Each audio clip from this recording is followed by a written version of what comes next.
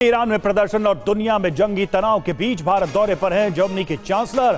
Sabarmati river front पर Friedrich Merz का स्वागत किया गया और साबरमती आश्रम में महात्मा गांधी को श्रद्धांजलि दी। साबरमती आश्रम में प्रधानमंत्री ने स्वागत किया और काइट फेस्टिवल में भी शामिल हुए मर्ज।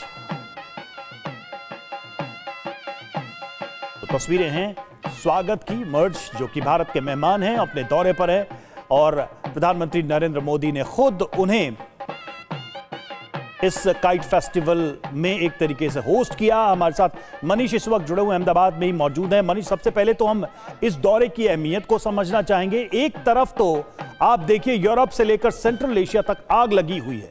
इस वक्त एक डिप्लोमेटिक चैलेंज है, एक रणनीतिक स्थिति है हर देश के सामने, जिसमें जर्मनी भी एक पार्टी है। और ऐसे में फ्रेडरिक मर्ज का भारत में उपस्थित होना, भारत वो देश जिसका ईरान भी मित्र है, रूस भी मित्र है। बिल्कुल सही कहा आपने। भारत वो देश है जिसका रूस भी मित्र है, जर्मनी भी मित्र है, ईरान भी मित्र है और यूएस भी मित्र है। यूएस भी मतलब उतना बुरा दुश्मन नहीं है जितना आमतौर पर लोग कहते हैं। लेकिन हाँ, ये बात सही है कि आज की मौजूदा परिस्थिति में जब चारों तरफ क्योस मचा हुआ है, वहाँ पर सभी देशों को ये भी इंश्योर करना है कि किस तरह से सप्लाई चेन को मेंटेन करके रखा जाए।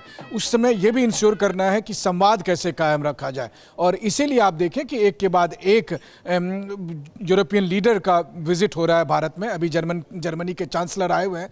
थोड़ी देर के बाद प्रधानमंत्री नरेंद्र मोदी और उनके बीच बायलैटरल मीटिंग होगी और फिर कुछ अहम समझौते पर भी हस्ताक्षर होने हैं। जाहिर है कि जर्मनी के पास कई मामले में अच्छी टेक्नोलॉजी है, तो उसको लेकर हम देख रहे हैं कि हमारा टेक्नोलॉजी को लेकर पार्टनरशिप होगा। डिफेंस में हम लगातार इस बात पर है कि सबमरीन को बनाने को लेकर कैसे कॉन्ट्रैक्ट हो। तस्वीरें आप देख रहे हैं बीच अलग अगर आप देखें तो दरअसल ये भारत का मिशन यूरोप का एक हिस्सा है कि यानी कि अभी जर्मनी के चांसलर आए हैं, थोड़े दिन के बाद यूरोपीय यूनियन के लीडर्स आएंगे। 26 जनवरी को वो मुख्य अतिथि भी होंगे। उसके बाद फ्रांस के राष्ट्रपति भी आ रहे हैं एआई समिट में भाग लेने के लिए।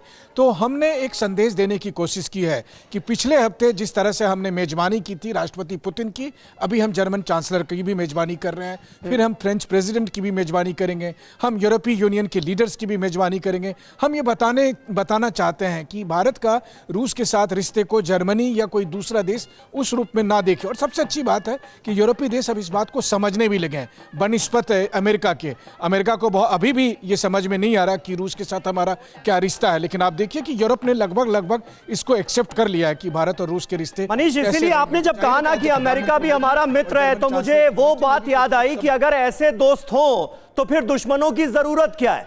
और जहां तक अमेरिका के मौजूदा रुख का सवाल है, भारत को लेकर उसके नजरिए का सवाल है, तो इस यूरोप से कुछ उम्मीद की जाए।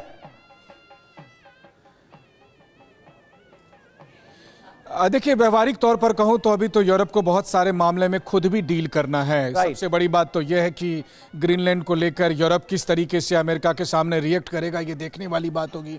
ईरान के साथ अगर क्राइसिस बढ़ता है तो ये यूरोप के लिए भी एक बड़ा इशू होगा, उसको कैसे वो डील करेंगे। लेकिन इसलिए मैंने कहा कि सप्लाई चेन एक ऐसी बात है, क्योंकि यूरोप को भी आज की तारीख में अमेरिका का एक विकल्प चाहिए। और अमेरिका का एक विकल्प केवल मिलिट्री टर्म में नहीं, बल्कि अगर आप देखें तो व्यापार के संदर्भ में देखिए, भारत एक बड़ा बाजार भी है, भारत के पास ह्यूज स्किल्ड मैन पावर है। और इसके अलावा भारत और यूरोप के बीच का सहयोग अगर आप देखें तो प्रधानमंत्री मोदी ने जिस वक्त ये कल्पना की थी कि India middle east Europe corridor की बात कही थी, तो उसमें जर्मनी को भी काफी लाभ मिलने वाला है। तो ये एक टू वे रिलेशनशिप है। बस इसी बात को अमेरिका नहीं समझ रहा, लेकिन यूरोप के बिल्कुल मनीष। और एक चुनौती तो मुझे लगता है कॉमन है जर्मनी और भारत के सामने, वो है एनर्जी की रिक्वायरमेंट। जर्मनी भी हेवीली डिपेंड करता है रूस पर, हमने देखा है गैस के लिए, और भारत की निर्भरता तो रही है। लेकिन अब इस सब के बीच ये संबंध हमारे कैसे आगे बढ़ने वाले हैं, ये एक महत्वपूर्ण बिंदु जरूर है।